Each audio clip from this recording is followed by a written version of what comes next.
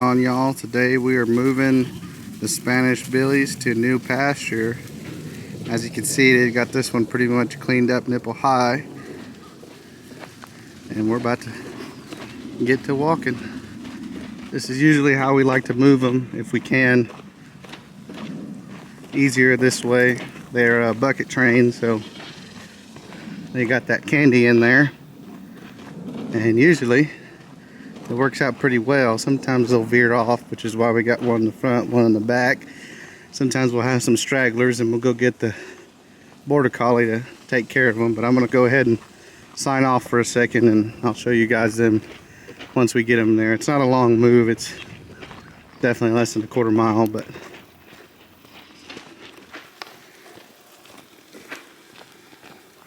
and these boys are on straight brush, so they're looking pretty good for how hot it's been. This is definitely more wooded area, so the trees have been protecting from the drought that we've been in. So it's regularly pretty green up in there. Not getting dried out by that sun, hot Texas sun. But here we go.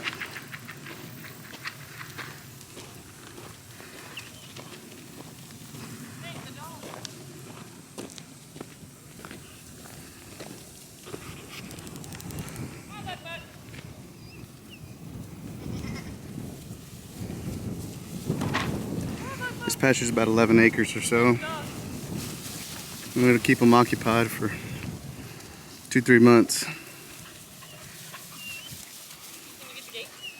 But as I was saying earlier, y'all, this pasture's pretty thick. There's some open paths that I've mowed just to be able to get in here with the four-wheeler or the side-by-side. But other than that, I mean, they've got brush for days in here. They're going to be occupied, like I said, hopefully up until it's time to turn the billies out. On October 15th, we'll turn some of the billies out, and then those kids and some of the yearlings that we still have, they'll be in here. But the big herd sires and some select few yearlings will get the opportunity to breed. But other than that, like I said, this 11-acre pasture is going to be a getaway for them for a while. This last pasture they were in there about 3 months or so, but I ran the big herd of nannies through that pasture before I turned the billies into that pasture, and the billies cleaned it up. We're going to be doing another big move this weekend on Saturday. We're going to be moving the big herd of nannies, about 125 nannies or so, into another pasture as well. But just take a look at this stuff, guys. This is goat heaven.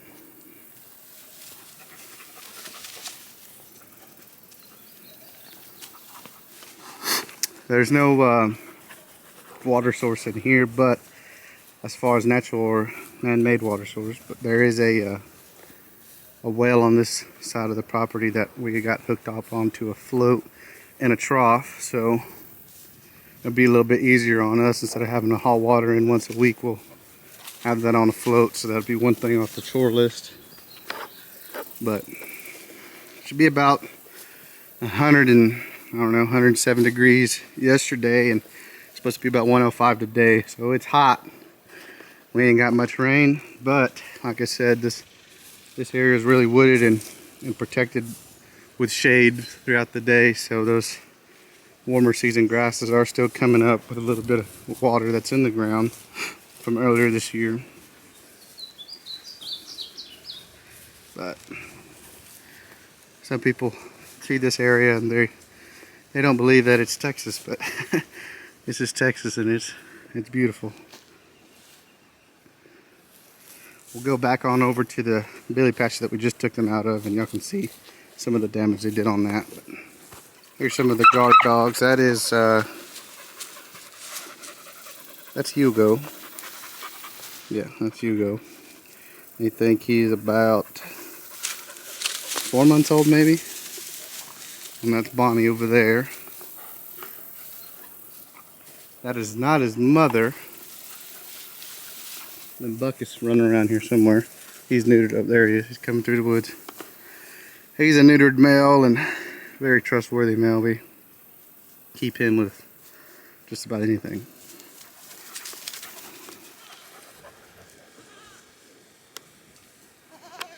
This was definitely one of the easier moves. Everybody came in. We didn't have to use a dog.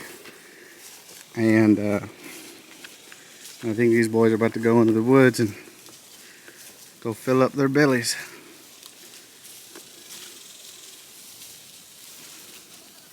And then here's some kids.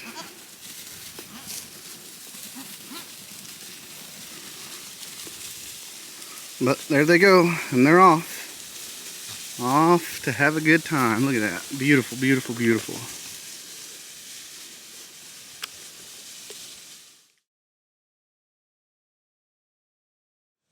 Here's the entrance to the pasture that the billies just came out of, and you can see, obviously see the damage that they've done. And then you come across the road here and you can see how thick it is. But let's drive through here and y'all can see what Spanish goats can do for your property as far as clearing that underbrush out. This four-wheeler is really loud, so I'm gonna block out the sound, but I want you guys just to take a look at how thick this place was. All that stuff down there was vines, filled with saw vines and underbrush and young trees, but let's take a look.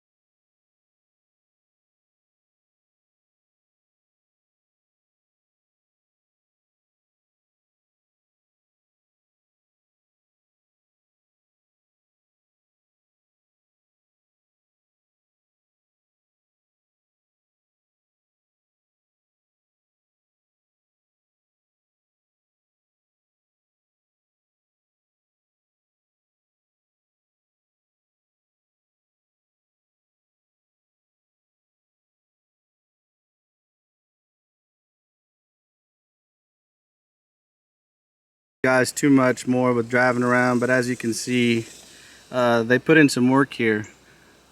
A lot of people ask, you know, how big do you put them? How high do you, or what's your stocking rate on them? How many do you put per acre? And I don't really go by the acre. I go by pretty much the forage availability, I guess you could say.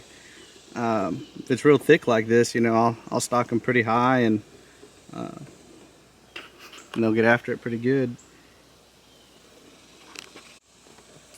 We're probably about mid to late in the growing season right now. So we'll probably let this place, if we can get some rain between now and fall, we'll probably put some animals back in this area. Early winter, mid-winter.